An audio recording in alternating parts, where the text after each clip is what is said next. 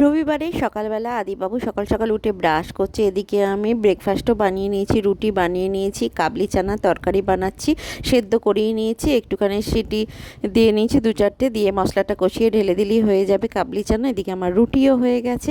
আজকে অনেক দিন পর বাজারে গিয়েছিলাম, মিস্টারের সঙ্গে অনেক কিছু কিনে এনেছি, অনেক মাছ চিকেন কিনে এনেছি। চলো, আর কালকে একটা অনুষ্ঠান আছে, সেই পারপাসেই কয়েকটা মাছ কিনে এনেছি।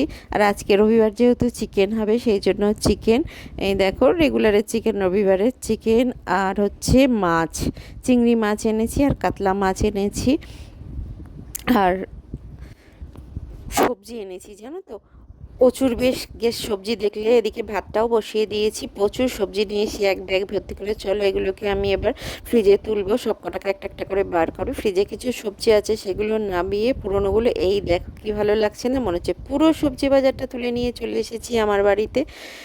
যা ছিল গরমকালে যে সকল সবজিগুলো ছিল সবগুলোই মোটামুটি নিয়ে চলে এসেছি। তার সঙ্গে নিয়েছি লাল শাক, লাল শাকটা কেটে রেখে দেবো সুন্দর করে। আজ এই পর্যন্তই, টাটা।